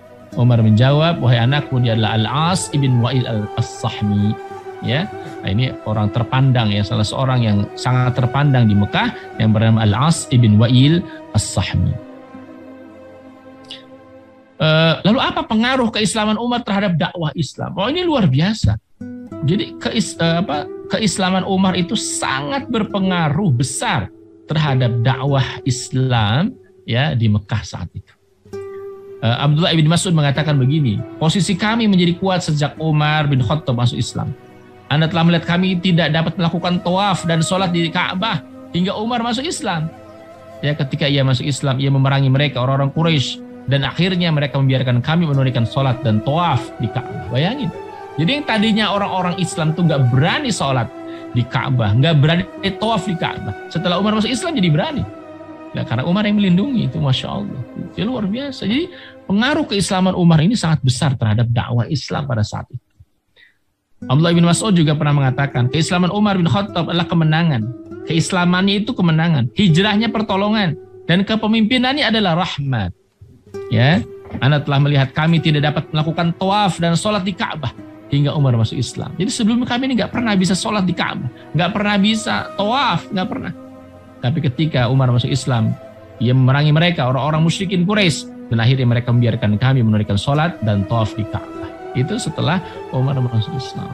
Ya, jadi mereka berani sholat dan tawaf di Ka'bah itu ya karena dapat pelindungan ya dari Umar bin Khattab radhiyallahu anhu. Suhaib ibn Sinan dia bercerita, ketika Umar bin Khattab masuk Islam, ia menampakkan keislamannya dan mengajak untuk berdakwah secara terbuka. Ya, karena dikatakan, bukankah kita ini benar ya Rasulullah? Bukankah kita mulia? Baik ketika kita wafat, meninggal atau ketika hidup? Ya. Kami duduk tuh di sekitar Ka'bah, kata Suhaib bin Sinan, dengan membentuk halqah-halqah, melakukan tawaf di Ka'bah dan berjalan dengan membentuk barisan menghadapi orang-orang yang kasar terhadap kami. Ya, benar apa yang diungkapkan oleh penyair mengenai Umar dalam bait-bait syairnya adalah Al-Faruq yang telah misahkan dengan pedang antara kekufuran dan keimanan. Ia tampakkan Islam setelah sebelumnya sembunyi-sembunyi. Ia hapus kegelapan, dia tampakkan dakwah Islam yang sebelumnya dilakukan secara sembunyi-sembunyi. Itulah Umar bin Khattab. Umar bin Khattab masuk Islam pada bulan Dzulhijjah tahun ke-6 dari kenabian. Ya, di tahun ke-6 kenabian Umar masuk Islam. Saat itu ia berusia 27 tahun. Dia masih sangat belia sebenarnya, di bawah 30 tahun, tapi sudah menjadi tokoh luar biasa. Usia Umar ketika masuk Islam itu 27 tahun. Ia masuk Islam 3 hari sudah Hamzah masuk Islam. Pada masa itu umat Islam laki-laki yang berjumlah 39 orang. Tentang hal itu Umar mengatakan begini, saya masuk Islam dan jumlah orang yang bersama Rasulullah saat itu berjumlah 39 orang laki-laki. Saya melengkapi jumlah mereka hingga genap 40 orang. Maka Allah menampakkan dan mengokohkan agama Islam. Jadi Umar itu orang ke-40 laki-laki ya, yang kemudian masuk Islam pada saat itu. Jadi setelah orang-orang awal itu masuk Islam, ini sudah tahun ke-6 loh. Artinya sudah 6 tahun Rasul berdakwah. Sudah 6 tahun Rasul dakwah, baru Umar masuk Islam. Itu artinya sudah banyak sahabat yang masuk Islam. Ya, ada sekitar 40-an orang, dan aku menggenap 39 orang, dan aku menggenapinya jadi 40 kata Umar. Jadi Umar itu orang masuk Islam ke-40 dari kalangan laki-laki. Dirawikan bahwa jumlah umat Islam saat itu 40 orang laki-laki dan 40 sekian orang dan 11 orang wanita. Tetapi Umar tidak mengetahui persis jumlah mereka, sebab sebagian besar mereka menyembunyikan keislaman mereka. Jadi Umar tuh gak tahu persis berapa yang udah masuk Islam, karena sebagian itu nggak mau menampakkan keislaman mereka. Ya, takut diketahui oleh orang-orang Quraisy, terutama orang-orang lemah tentunya, takut diketahui oleh majikan, lalu kemudian disiksa dan seterusnya. Apalagi Umar sebelumnya termasuk orang yang sangat keras dan kasar kepada mereka. Karena itu Umar menyebut kalau ia hanya menggenapkan jumlah mereka menjadi 40. Dan ia tidak menyebut kaum wanita yang telah meluk Islam. Bismillah. Jadi sekitar itulah. Jadi sekitar 40 orang yang sudah kemudian masuk Islam ya pada saat itu. Ya. Nah, ini juga nanti berpengaruh besar terhadap hijrahnya Umar bin Khattab radhiyallahu anhu. Ya. Ketika Umar bin Khattab berniat hijrah ke Madinah, ya, Umar itu enggan melakukannya kecuali berhijrah terang-terangan. Ya, lagi-lagi masuk Islamnya terang-terangan, hijrahnya pun terang-terangan. Tentang hal ini Ibnu Abbas bercerita, Ali bin Abi Thalib pernah mengutarakan kepada saya tidak mengetahui seorang pun di antara kaum muhajirin yang berhijrah kecuali berhijrah terang-terangan, kecuali berhijrah secara sembunyi-sembunyi selain Umar. Artinya Umar berhijrah dengan terang-terangan. Itu kata Ibnu Abbas ya, dari Ali bin Abi Thalib. Ketika ia berniat untuk hijrah, ya, Umar itu menghunus pedangnya, meletakkan busur di pundaknya, memegang beberapa buah anak panah, dan membawa tombak, lalu berjalan menuju Ka'bah. Ya, tempat orang kumpul, Umar mau berangkat hijrah, itu didatangi oleh Umar. Saat itu beberapa orang Quraisy sedang berada di halaman Ka'bah. Umar tawaf di Ka'bah 7 keliling, lalu sholat di makam Ibrahim dengan tenang. Umar. Yang lain itu kalau kemudian gerasa-gerus takut dan seterusnya, itu Umar tenang aja. Padahal di sekelilingnya itu di pelataran Ka'bah orang-orang musyrikin Quraisy. Umar ini sebelum berangkat untuk hijrah, tawaf dulu. Tawaf, sholat di belakang makam Ibrahim, ya, dengan sholat dan tawaf yang tenang gitu. Ya. Kemudian dia menghampiri orang-orang Quraisy satu persatu. Yang ada di pelataran Ka'bah didatangin tuh oleh Umar bin Khattab. Karena Ka'bah itu tempat kumpulnya orang-orang tentu. Satu-satu didatangin. Kemudian kepada mereka Umar mengatakan, siapa yang ingin ibunya celaka, anaknya jadi yatim, dan istrinya menjadi janda, maka hendaklah temui aku di lembah ini, kata Umar. Umar mau hijrah. Masya Allah. Luar biasa. Siapa yang ingin ibunya celaka, anaknya jadi yatim, istrinya jadi janda, kata Umar, maka hendaklah temui aku di lembah ini, kata Umar. Silakan. Ali bin Abi Thalib selanjutnya bercerita, tidak ada seorang pun yang mengikuti Umar berhijrah kecuali orang-orang lemah. Maka Umar pun membimbing mereka lalu berangkat ke Madinah. Jadi yang ikut Umar itu kebetulan ya orang-orang lemah. Ya, ada sekian puluh orang yang ikut hijrah bersama dengan Sayyidina Umar bin Khattab radhiyallahu anhu. Ya. Umar bin Khattab tiba di Madinah sebelum Nabi tiba di sana. Jadi lebih dulu Umar, ya. Kemudian berikutnya belakangan Rasulullah, lalu kemudian Abu Bakar, berikutnya Ali bin Abi Thalib. Ya. Ia berhijrah bersama beberapa orang dari anggota keluarga dan kaumnya. Di antara mereka yang ikut hijrah bersama Umar adalah saudaranya Zaid bin Khattab, Amr, Abdullah. Keduanya putra Suraqa ibn Mu'tamir, Khunais bin Hadzafa as-Sahmi, suami dari putrinya Hafsah, putri pamannya Sa'id bin Zaid. Ya, lalu kemudian ia termasuk salah satu di antara 10 orang yang diberitakan masuk surga. Ini Sa'id bin Zaid. Waqid bin Abdullah at-Tamimi, ia termasuk sekutu mereka. Khawli bin Abi Khawli, Malik ibn Abi Khawli, 2 orang sekutu mereka dari Bani Ijl dan Bani Bakr. Ya, Iyas dan Khalid, Aqil, Amir dan beberapa orang sekutu mereka dari Bani Sa'ad ibn Laith. Mereka singgah di rumah Rifa'ah bin Abdul Munzir di perkampungan Amr bin Auf di daerah Quba. Ya, kemudian tiba di situ. Al-Barra bin Azib bercerita, orang pertama yang tiba di Madinah adalah Mus'ab bin Umair dan Ibnu Abi Maktum. Ya, mereka berdua mengajarkan Al-Quran kepada penduduk Madinah. Setelah itu Bilal, Sa'ad dan Amr bin Yasir lalu menyusul Umar bin Khattab bersama 20 orang dari sahabat Nabi. Itu urutannya. Pertama Mus'ab, ya, karena Mus'ab sebelumnya memang sudah sudah berada di sana sejak tahun sebelumnya gitu. Ya. Kemudian Nabi tiba di Madinah, aku belum pernah melihat penduduk Madinah merasa gembira seperti perasaan gembira mereka menyambut kedatangan Rasulullah Shallallahu alaihi wasallam. Maka demikianlah Umar, ya, dia berjuang membela agama dan akidahnya, baik dengan perkataan maupun dengan perbuatannya, tidak gentar menghadapi apapun, siapapun. Ia menjadi sandaran dan penolong bagi orang-orang Islam yang hendak hijrah dari Mekah ke Madinah. Ia hijrah bersama rombongan besar dari anggota keluarga dan sekutu kaumnya. Ia membantu para sahabat ingin hijrah. Ia khawatir bila ada fitnah dan cobaan yang menimpa mereka. Jadi Umar itu ya, pada saat-saat betul-betul orang-orang sedang butuh bantuan, Umar menawarkan diri, siapa yang mau hijrah bersama aku, kata Umar. Insya Allah aman, insya Allah aman. Maka sekian puluh orang itu ikut hijrah, ya, bersama dipimpin oleh Umar bin Khattab radhiyallahu anhu. Ya, Masya Allah. Nah, lalu kemudian ya Umar pernah berkisah begini. Ya, ini ketika kami hendak hijrah ke Madinah, di antara kisah hijrahnya Umar, ya. Saya berjanji dengan temannya Ayyash bin Abi Rubaiyah dan Hisham bin Al-As ibn Wa'il As-Sahmi. Ini dua teman. Untuk bertemu di sebuah pohon yang berada di At-Tanaddub, dekat oase Bani Ghifar di Lembah Sarif. Ini sudah keluar dari Mekah.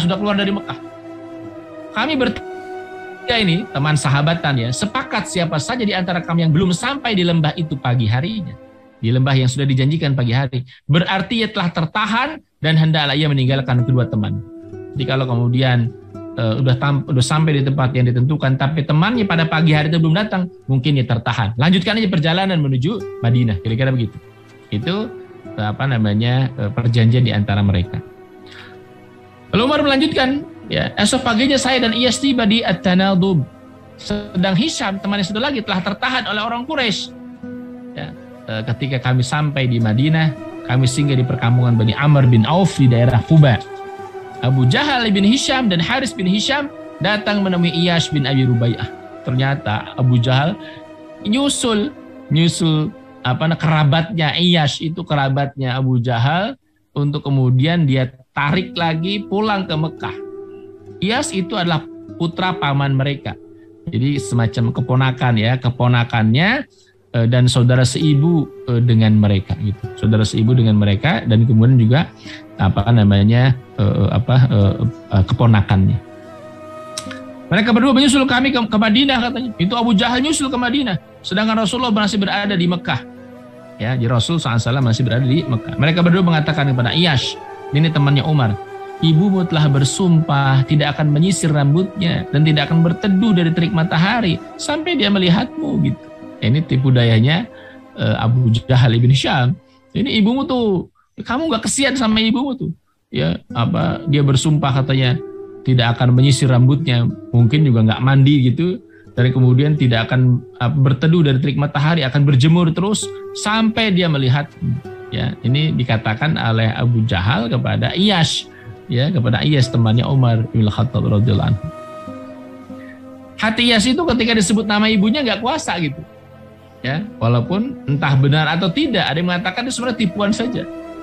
Kukatakan pada Iyash, hai Iyash, demi Allah, mereka berdua tidak akan menginginkan kecuali kau murtad dari agamamu. Karena itu tinggalkan mereka berdua, udah gak usah ikutin, kata Umar. Jadi Umar meyakinkan ya, Umar meyakinkan kepada Iyash, ya udah jangan ikut mereka lah, kembali lagi ke Mekah. Ya mereka itu ingin kau murtad gitu. Lalu Iyash menjawab, saya akan menebus sumpah ibuku, katanya. Saya masih punya harta yang tertinggal di sana di Mekah dan saya akan mengambilnya. Jadi alasan Iyash kembali ke Mekah itu karena ya sayang terhadap ibunya, ingin menebus sumpah ibunya tadi, ya, dan kemudian katakan saya masih punya harta di sana, saya mau ambil gitu, kata Iyash. Ya, lalu kemudian Umar bilang kepada Iyash, demi Allah, bukankah kamu sudah tahu kalau aku adalah orang Quraisy yang paling berlimpah hartanya, kata Umar. Aku akan berikan kepadamu separuh dari hartaku asal kamu tidak pergi bersama mereka berdua. Gitu. Kata Umar, udah jangan pulang. Kalau kamu ambil harta jangan, ya, pakai saya juga masih banyak harta, gitu kata Umar. Kamu bisa pakai separohnya buatmu, gitu. Saking Umar tuh nggak ingin saudaranya Iyash itu murtad kembali ke Mekah gitu. Umar selanjutnya bercerita, Iyash menolak tawaranku dan tetap ikut pergi bersama mereka berdua. Ketika Iyash tetap bersekuku pada pendiriannya untuk tetap pergi bersama mereka, kukatakan padanya, bila kamu tetap bersikuku untuk pergi bersama mereka, maka gunakanlah unta tungganganku ini. Jadi Umar ngasih seekor unta. Unta ini sangat nyaman ditunggangi. Tetaplah kamu menungganginya. Bila kau melihat gelagat kurang baik dari mereka, musuhnya hendak berlaku buruk, ya, pakai unta ini untuk lari gitu, untuk kesini lagi gitu. Ya, maka selamatkan dirimu dengan unta tunggangan ini. Jadi lari, kabur saja. Iyash pun pergi bersama dengan mereka. Akhirnya udah sampai di Kuba, Iyash itu bersama dengan Umar hijrahnya. Lalu kemudian disusul oleh Abu Jahal balik lagi ke Mekah. Di tengah jalan Abu Jahal mengatakan kepada Iyash, wahai saudaraku, unta tungganganku ini sudah mengalami kelelahan. Bolehkah aku tunggangi unta tungganganmu ini? Kata Iyash, boleh. Mereka berdua tetap berupaya meyakinkan Iyash, lalu mereka memasuki kota Mekah. Maksudnya supaya Iyash nggak kabur gitu ya. Supaya Iyash nggak kabur. Lalu kemudian akhirnya mereka masuklah ke kota Mekah. Umar berkata, kami mengatakan Allah tidak akan menerima tindakan dan taubat mereka yang telah mengenal Allah, lalu mereka kembali menjadi kafir disebabkan karena cobaan yang menimpa mereka.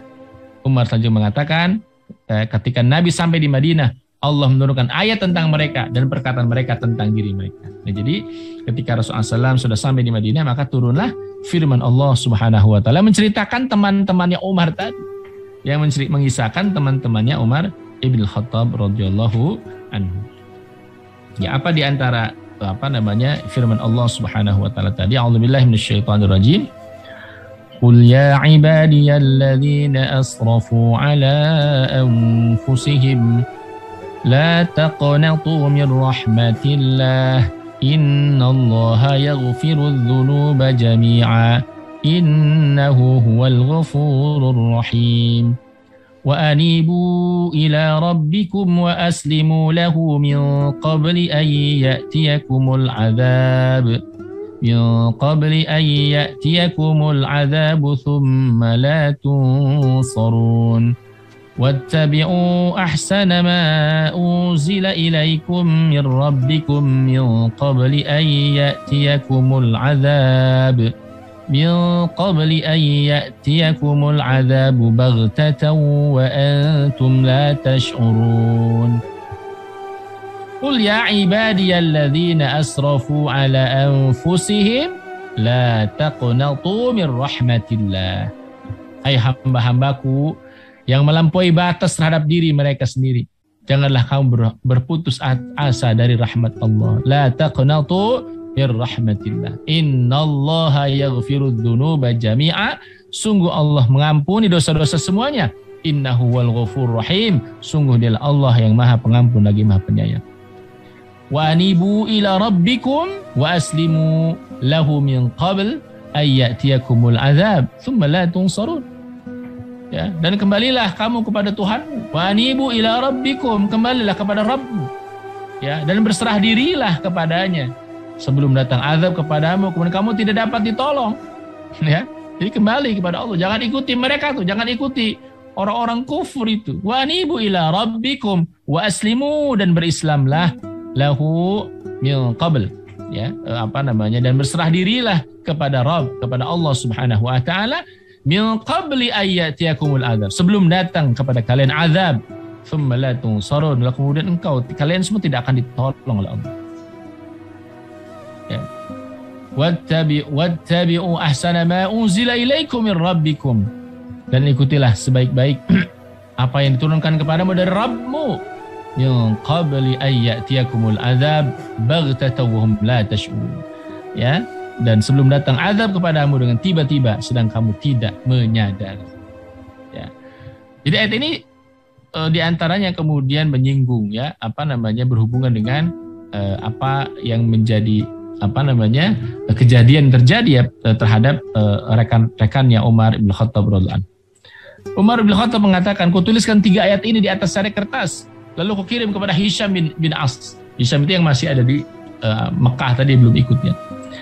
Umar lalu bercerita, Hisham berkata, setelah surat Umar itu sampai ke tangan saya lalu membacanya di Dhitwa, ya, nama sebuah lembah di Mekah, ya. Aku naik ke puncak bukit sambil membawa surat itu. Ya, saya terus membacanya berkali-kali, tapi saya tidak dapat memahaminya, gitu. Hingga akhirnya saya berdoa, ya Allah, ilhamilah aku, ya, pemahaman terhadap ayat ini. Ya Allah, ilhamilah aku pemahaman terhadap ayat tersebut, ayat ini. Lalu Hisham mengatakan, Allah mengilhamkan pemahaman ke dalam hati saya untuk memahami ayat-ayat tersebut. Akhirnya aku sadar bahwa ayat itu turun berkaitan dengan kami dan dengan apa yang kami katakan tentang diri kami sendiri. Hisham lalu melanjutkan, setelah memahami maksud ayat itu, saya langsung turun dari bukit dan menunggangi unta kendaraan saya, lalu menyusul Rasulullah yang sudah berada di Madinah. Gitu. Jadi mereka tahu bahwa pilihan umat Islam saat itu adalah hijrah, bukan kemudian tinggal di Mekah, gitu. Akhirnya kemudian setelah dia tahu, oh ini ayat ini berhubungan dengan kami, akhirnya dia turun langsung dari bukit itu, lalu kemudian dia pergi menyusul Rasulullah SAW ke Madinah. Sekalian rahmati Allah Subhanahu wa taala. Peristiwa ini menunjukkan kepada kita tentang bagaimana Umar menyusun strategi hijrah bagi dirinya dan kedua orang sahabatnya, Iyash dan Hisham bin As bin Wa'il As-Sam. Mereka bertiga berasal dari satu kabilah, ya, kabilah Bani Adi ini teman-temannya, satu kabilah Umar. Tempat pertemuan yang mereka tentukan berada jauh dari kota Mekah dan tepat di jalur menuju kota Madinah. Ya, sudah jauh di luar Mekah, ya. Mereka telah menentukan waktu dan tempat bertemu secara pasti, dan bila salah seorang di antara mereka terlambat datang, ya, maka hendaklah ia meninggalkan kedua orang sahabatnya dan jangan menunggu kedatangan keduanya, ya, sebab boleh jadi ia telah tertahan oleh orang-orang Quraisy, gitu. Yang terjadi persis seperti yang mereka perkirakan. Hisham bin As tertahan oleh Quraisy, sedangkan Umar dan Iyas meneruskan perjalanan hijrah, ya, sampai di Kuba, gitu. Strategi ini benar-benar sukses, mereka berdua tiba di Madinah dengan selamat. Ya, tetapi orang-orang Quraisy bertekad untuk mengejar orang-orang yang berhijrah ke Madinah. Ya, karenanya mereka mempersiapkan strategi jitu yang dilaksanakan oleh Abu Jahal dan Al-Haris. Ya, jadi keduanya adalah saudara seibu dengan Iyash. Ya, karena mereka berdua masih tergolong saudara seibu dengan Iyash, maka Iyash merasa tenang dengan mereka berdua. Apalagi hal yang mereka berdua sampaikan berkaitan dengan kondisi ibunya. Jadi kan dibujuk, ya, Iyash itu, udah itu ibumu tuh. Ya, dia nggak mau makan, dia nggak mau minum, dia berjanji nggak akan menyisir rambutnya dan seterusnya. Dia akan terus berjemur di terik matahari. Ya, nggak kasihan apa ente sama ibu pulang, gitu. Disusul oleh Abu Jahal. Abu Jahal sengaja membuat tipu daya ini karena ia tahu betul bahwa kalau ia sangat menyayangi ibunya. Hal ini tampak jelas ketika ia menyetujui untuk pulang kembali ke Mekah bersama mereka berdua. Ya, akhirnya ia pulang bersama Abu Jahal. Peristiwa ini juga menunjukkan akan intuisi Umar yang tajam, di mana firasatnya benar tentang perkara penculikan Iyash. Peristiwa ini juga menunjukkan betapa agungnya kedudukan rasa persaudaraan yang telah dibangun Islam. Umar rela berkorban dengan akan memberikan separuh hartanya demi keselamatan saudaranya. Iyas itu, ya katakan saya mau ngambil harta saya di Mekah. Ya kata Umar, udah nggak usah ente ambil, harta saja pakai itu. Ya Umar khawatir kalau orang Quraisy memaksa Iyas untuk murtad setelah kembali ke Mekah, insya Allah. Ya. Lalu kemudian Iyas, ya akhirnya kemudian Iyas itu terkalahkan ya dengan perasaan terhadap ibunya, ya ia memilih berbakti kepada ibunya dan memutuskan untuk kembali ke Mekah dan untuk menebus sumpah ibunya serta mengambil hartanya yang kemudian masih tertinggal di Mekah, gitu ya. Nah itu jadi beberapa kisah hijrahnya dari Sayyidina Umar bin Khattab radhiyallahu anhu. Terus kan rahmati Allah Subhanahu wa taala, ya lalu kemudian Iyas itu nggak mau menerima separuh harta saudaranya Umar. Harta Umar masih berada di Mekah dan belum tersentuh. Jadi Umar itu masih ada hartanya juga di Mekah. Tapi karena pandangan Umar lebih jauh dan Iyas akan dapat memperkirakan apa yang akan menimpa Iyas bila kembali ke Mekah. Dan ia gagal untuk meyakinkannya, maka ia menyerahkan unta tunggangannya kepada Iyas. Dan terbukti Iyas hanya ditipu oleh orang musyrik sebagaimana dugaan Umar sebelumnya. Gitu ya. Terus kalian dirahmati Allah Subhanahu wa taala. Di tengah-tengah masyarakat Islam saat itu sebar kabar bahwa Allah tidak akan menerima taubat mereka yang termakan fitnah dan kembali menjadi kafir setelah hidup di tengah-tengah masyarakat jahiliyah. Gitu ya. Nah, sebagaimana tadi firman Allah dalam Quran surah Az-Zumar ayat 53 dan 55. Wahai hamba-hambaku yang melampaui batas terhadap diri mereka sendiri, janganlah kamu berputus asa dari rahmat Allah, ya. Jadi jangan khawatir, jangan takut. Sungguh Allah mengampuni dosa-dosa semuanya, ya. Sesungguhnya Dialah yang Maha Pengampun lagi Maha Penyayang. Dan kembalilah kalian semua kepada Rabbmu dan berserah dirilah kepadanya sebelum datang azab kepadamu, kemudian kamu tidak dapat ditolong lagi. Dan ikutilah sebaik-baik apa yang diturunkan kepadamu dari Rabbmu sebelum datang azab kepadamu dengan tiba-tiba sedang kamu tidak menyadarinya. Ya. Segera setelah turun ayat ini, Umar langsung mengirimkan 10 surat, ya, yang berisi ayat-ayat ini kepada kedua sahabatnya Iyas dan Hisham. Tujuannya supaya mereka kembali untuk meninggalkan Mekah. Umar telah berupaya menawarkan separuh hartanya kepada Iyas asal ia tidak meninggalkan Madinah. Umar juga memberikan unta tunggangannya kepada Iyas agar ia bisa melarikan diri dari Abu Jahal dan Al-Harith. Tetapi usaha Umar ini tidak diindahkan oleh Iyas. Iyas menolak nasihatnya Umar dan bersikukuh pada pendapatnya sendiri. Ya, perasaan cinta terhadap saudaranya inilah yang bersamayam di hatinya Umar. Jadi Umar itu sangat sayang terhadap temannya, sahabatnya satu qabilah, Iyas, ya, dan Hisham tadi. Sesaat setelah turun ayat 53-55 dari surah Az-Zumar, Umar langsung mengirimkan 10 surat kepada kedua orang sahabat karibnya di Mekah dan kepada setiap orang yang lemah yang masih berada di sana agar mereka berusaha sekuat tenaga untuk bergabung dengan kaum muslimin di Madinah. Ya, insyaallah. Dan Umar pun tiba di Madinah, ia menjadi pembantu setia bagi Rasulullah SAW. Belum persaudarakan Umar dengan Uwaim bin Sa'idah, dikatakan dengan Utbah bin Malik atau dengan Mu'adz bin Afra. Tentang hal ini Ibnu Abdul Hadi berkomentar, tidak ada kontradiksi di antara riwayat tersebut. Boleh jadi Rasulullah telah mempersaudarakan Umar dengan mereka dalam waktu yang berbeda-beda. Jadi Umar itu dipersaudarakan dengan 3 orang sekaligus gitu. Dengan Uwaim bin Sa'idah, Utbah bin Malik dan Mu'adz bin Afra. Tidak mustahil bila Nabi mempersaudarakan antara Umar dengan mereka bertiga dalam waktu yang berbeda. Gitu ya. Baik ya, terus kalian dirahmati oleh Allah Subhanahu wa taala. Demikianlah kira-kira ya sebagai perolah diskusi kita insyaallah yang ini terkait dengan keislaman dan hijrahnya Sayyidina Umar bin Khattab radhiyallahu anhu ya. Mudah-mudahan ada manfaatnya. Assalamualaikum warahmatullahi wabarakatuh. Waalaikumsalam warahmatullahi wabarakatuh. Jazakumullahu khair katsira. Kami ucapkan kepada guru kita yakni Ustaz Lutfi Afandi yang sudah berbagi ilmu di kesempatan pagi yang berbarokah ini. Mungkin langsung masuk pada sesi tanya jawab ya Ustaz ya. Ini berkaitan dengan hijrah. Tentu kalau kita lihat hijrahnya Umar bin Khattab begitu kokoh, begitu teguh gitu. Beda halnya dengan tadi sosok Iyas yang memang karakteristiknya tuh penuh dengan perasaan gitu Ustaz, sehingga mengikuti perasaan. Nah, lantas bagaimana langkah-langkah untuk orang-orang yang berhijrah atas landasan perasaan itu sendiri agar bisa istiqomah sekuat Umar bin Khattab tadi? Ya. Baik ya, Husain rahmati Allah. Ini memang salah satu hal yang penting ya untuk kita yakini, fahami itu adalah bahwa berislam itu nggak cukup dengan perasaan. Berislam itu harus dengan pemahaman, keyakinan gitu. Jadi ini penting untuk kita fahami bahwa disinilah kemudian kenapa dalam berislam ya, dalam berakidah Islam itu harus dengan berpikir. Nah, berpikir itu nanti akan menghasilkan pemahaman. Pemahaman itu akan memunculkan keyakinan yang kokoh gitu. Nah, keyakinan kokoh ini nggak akan bisa digoyang oleh apapun karena memang munculnya dari pemikiran gitu. Kalau kita balik misalnya, keyakinan yang kokoh itu lahir dari pemahaman. Nah, pemahaman itu lahir karena proses berpikir, gitu kira-kira. Jadi orang yang berpikir, orang yang berislam itu karena lahir dari proses berpikir, maka akan menghasilkan pemahaman yang kuat. Nah, pemahaman yang kokoh ini akan menghasilkan keyakinan yang tidak akan pernah bisa tergoyahkan, seperti halnya Umar bin Khattab radhiyallahu anhu. Jadi begitulah ya mestinya ya orang-orang itu berislam. Nah, keislaman Umar dan para sahabat mulia yang lain tentu adalah orang-orang yang keislamannya muncul dari proses berpikir. Jadi kesannya itu maaf ya, hanya membaca surah Toha gitu. Sebenarnya bukan sekedar itu, tetapi Umar itu sudah mencermati. Umar ini orang yang cerdas ya, orang yang berpikir gitu. Jadi ketika kemudian di situ lahu asmaul husna atau kemudian lahu ma fis samawati wa ma fil ardi dan seterusnya gitu.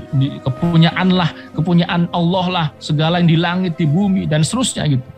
Ya, dan kemudian akulah Allah Subhanahu wa taala. Umar itu berpikir bahwa yang menciptakan langit, bumi, segala isinya itulah Allah Subhanahu wa taala, bukan ya Tuhan yang selama ini mereka sembah gitu. Jadi Umar itu berpikir sebenarnya gitu. Sehingga kemudian jadi bukan cuma sekedar perasaan tersentuh ayat Al-Qur'an, tapi Umar faham. Umar ini ahli syair, Umar faham akan apa yang dibacanya. Kebetulan dibaca pada surah Toha itu yang kemudian banyak mengandung tauhid di situ. Ya, banyak mengandung tauhid, bagaimana kemahabesaran Allah, bagaimana ketika Allah menciptakan langit, bumi dan segala isinya, bagaimana pengakuan bahwa inni anallah, sungguhnya aku ini adalah Allah gitu. Nah, artinya sebenarnya cahaya Islam dari saya katakan ya, itu kan sudah merasuk pada diri Umar, sudah mulai pelan-pelan itu 1 tahun sebelumnya gitu.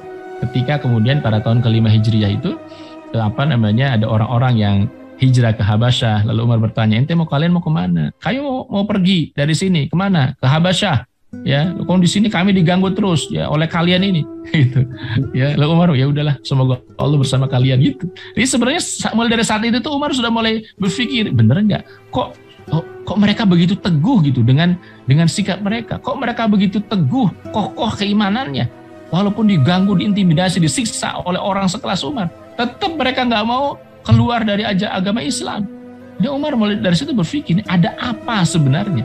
Pasti ada suatu hal yang luar biasa gitu. Nah, ternyata Umar menemukan, ini ayat ini yang selama ini dimusuhi oleh Quraisy, kata Umar. Ayat ini selama ini dimusuhi oleh Quraisy, ayat yang luar biasa, gitu ya.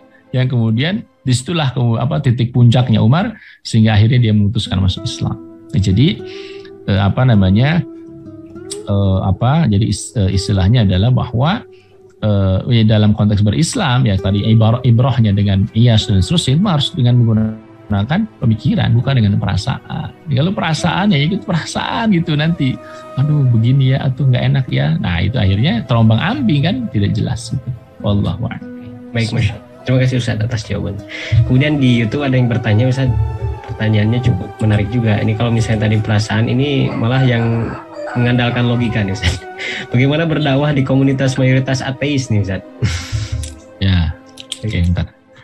Berdakwah di komunitas ateis. Nah, jadi sebenarnya berdakwah itu konsepnya sama ya, hanya kemudian cara masuknya saja yang berbeda. Kalau ke komunitas ateis, maka yang harus dibongkar adalah berdakwah ya komunitas ateis atau kapitalis dan seterusnya gitu. Kalau misalnya ke komunitas ateis, apa yang kemudian menjadi argumentasi mereka selama ini yang harus dibongkar dulu sebelum menyampaikan Islam gitu. Jadi masuk Islam. Dia tidak akan tertarik masuk Islam sebelum keyakinan sebelumnya itu tercerabut gitu dari akar-akarnya gitu. Jadi cerabut dulu mereka dari akar-akarnya gitu. Maka jelaskan tentang berdialog dengan mereka tentang kekeliruan akidahnya sosialisme komunis begitu ya, tentang tentang teori evolusi begitu ya, tentang teori materialisme gitu, itu kemudian dibongkar gitu. Nah, ketika kemudian sudah terbongkar, jelaskan bahwa bahwa pemahaman atau akidahnya sosialisme komunis itu adalah akidah yang salah, sesat gitu ya, bahwa asumsi-asumsi mereka selama ini bahwa alam semesta, manusia, kehidupan itu ada begitu saja, itu harus dibantah gitu. Sehingga kemudian sampai pada kesimpulan bahwa nggak mungkin alam semesta, manusia, kehidupan itu ada begitu saja, itu nggak mungkin.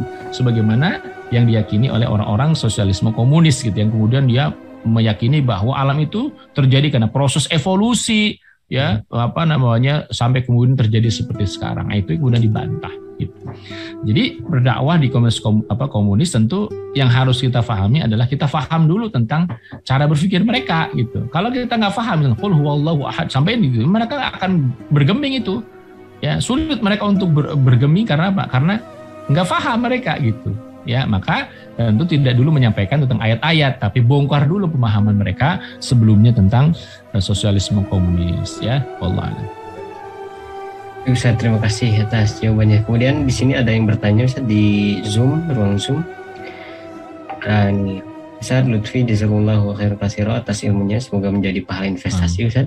Kemudian pertanyaannya, banyak kendala menjalani Islam secara kafah ini di era modern, bagaimana agar bisa istiqomah dalam menjalani keislaman kita secara kafah Ustaz, sebagaimana Umar membela Islam dan Rasulullah SAW? Ya. Yang pertama tentu yakini dulu bahwa Islam itu agama yang hak, agama yang benar, dan yakini juga perjuangan yang kita lakukan ini perjuangan yang hak, perjuangan yang benar. Ini kalau kita tidak betul meyakini ya, tidak akan pernah bisa orang itu istiqomah gitu.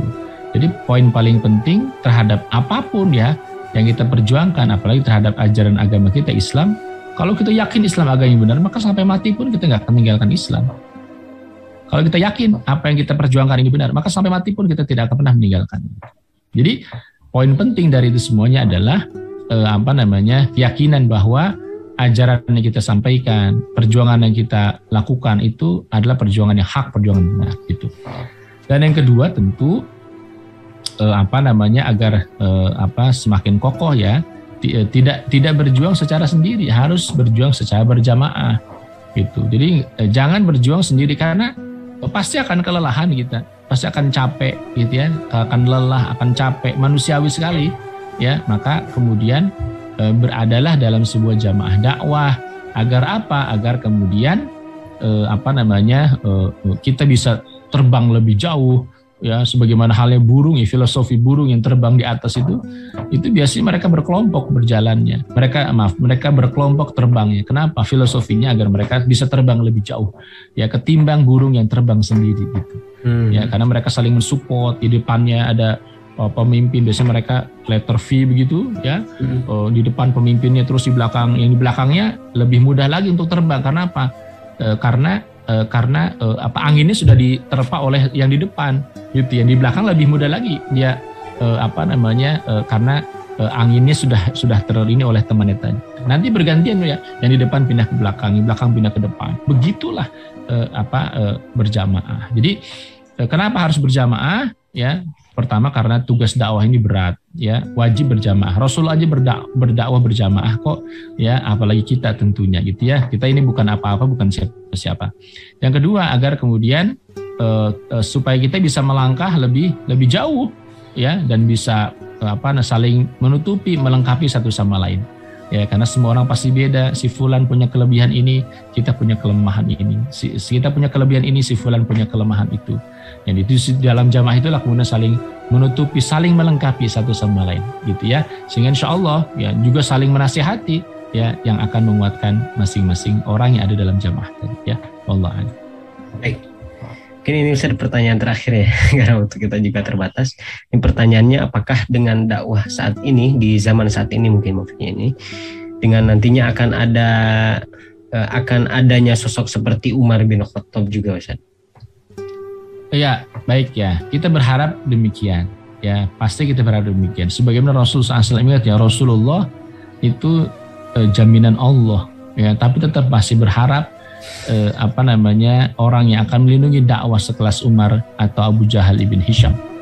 Ya, tentu kita tidak berlebihan dan boleh saja berharap. Bahkan silahkan kita minta sama Allah, ya Allah kuatkan Islam itu dengan si fulan, kuatkan Islam itu dengan si fulan, kuatkan Islam itu dengan si fulan dengan kekuatan ini milikinya. Ya, insya Allah sejarah itu nanti akan berulang. Ini sampaikan sejarah insya Allah akan berulang. Ya, kalau kita betul-betul menapaki jalannya Rasul Shallallahu Alaihi Wasallam. Ya, ketika kemudian masa-masa awal Islam membutuhkan pertolongan, ya pada saat posisi umat Islam diintimidasi begitu rupa, yakinlah ya akan datang sosok Umar berikutnya, sehingga kemudian sebagaimana mereka dulu bisa bebas untuk sholat ya di makam Ibrahim, sholat di Ka'bah, bisa tawaf dengan bebas karena ada yang mendukung, yakni Sayyidina Umar bin Khattab radhiyallahu anhu. Kita juga berharap demikian ya. Kita berharap kita bisa dakwah secara terbuka, terang-terangan, lalu kemudian bisa menyampaikan Islam gitu ya tanpa tedeng aling-aling, ya menyampaikan kebenaran Islam ya kepada umat, kepada masyarakat begitu ya. Bukan kita takut ya kepada manusia tentunya ya tapi kemudian ketika ada pihak yang lebih kokoh, yang lebih kuat sekelas Umar, maka insya Allah pasti dakwah ini akan jauh lebih dahsyat lagi ya. Wallahu a'lam. Baik, Masya Allah Ustaz, tidak terasa nih waktu hampir mendekati pukul 7. Jika ada yang disampaikan sebagai closing statement, kami persilahkan Ustaz. Tafadhol. Ya. Baik, saudaraku yang dirahmati Allah Subhanahu wa taala.